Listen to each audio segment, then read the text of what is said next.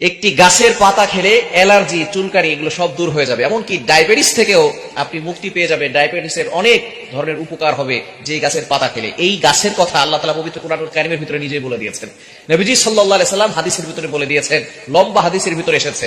আল্লাহ পাক রব্বুল আলামিন নিজেই গাছের কথা বলে দিয়েছেন। কোরআনুল কারীমের ভিতরে এসেছে, ইনদা সিদরাতিল মুনতাহা ইনদাহা জান্নাতুল মাওয়া।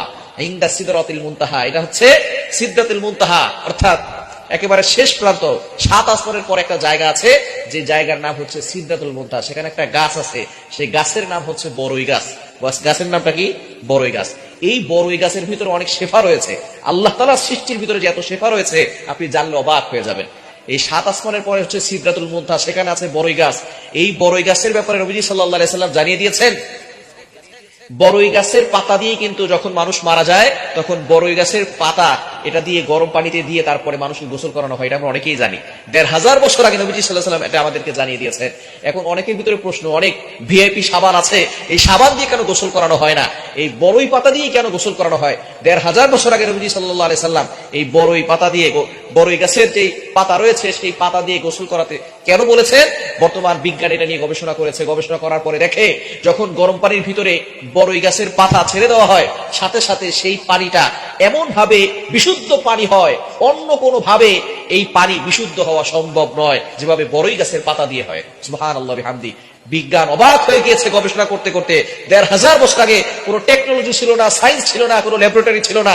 সেই সময় নবীজি সাল্লাল্লাহু আলাইহি সাল্লাম জানিয়ে দিয়েছেন যে বড়ই গাছের পাতা দিয়ে মানুষদেরকে গরম পানি দিয়ে গোসল করাতে হয়, কেননা ওই পানি দিয়ে গোসল করালে একজন মানুষের শরীর সম্পূর্ণভাবে পবিত্র হয় এবং তার শরীর সুন্দরভাবে পবিত্র হয়। বিজ্ঞান এটাকে গবেষণা করার পরে দেখতে পারলো মুহাম্মদ সাল্লাল্লাহু আলাইহি ওয়াসাল্লাম যে কথা বলেছেন সেটা সত্য।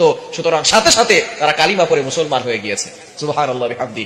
বিজ্ঞান এটা নিয়ে গবেষণা করেছেন। সুতরাং বড়ই গাছের পাতা হচ্ছে খুবই দামি একটি গাছ, এবং এটা সিদরাতুল মুনতাহা ইনদাহা জান্নাতুল মাওয়া, এটা জান্নাতুল মাওয়া, জান্নাতে মাওয়ার কাছে। এই গাছের অবশ্যই অনেক গুণাগুণ রয়েছে। তার ভিতরে আপনার অ্যালার্জি, চুলকানি যাদের আছে অবশ্যই সতর্ক থাকবে। এই গাছের পাতা আপনি চিবিয়ে, অর্থাৎ এটা যদি রস বের করে আপনি খেতে পারেন, আল্লাহ তাআলা আপনার জন্য অ্যালার্জি এবং চুলকানি দূর করে দিবে, এবং ডায়াবেটিসের জন্য খুবই উপকারী। সুতরাং এটা খেলে আল্লাহ পাক রব্বুল আলামিন আপনাকে সুস্থতার নিয়ামত দান করে দিবেন। অবশ্যই এর সাথে আপনি সূরা ফাতিহা পড়তে পারেন, কেননা গাছের ভিতরে কিন্তু অনেক শেফা রয়েছে। সূরা ফাতিহার ভিতরে শেফা রয়েছে। দোয়াও লাগবে, দাওয়াও লাগবে। দুইটা করে আপনি আমল করেন, দেখবেন আল্লাহ তাআলা অ্যালার্জি, চুলকানি এগুলো থেকে হেফাজত করবেন, এবং ডায়াবেটিসেরও অনেক উপকার হবে। সুতরাং ডায়াবেটিস থেকে আপনি মুক্তি পেতে পারেন।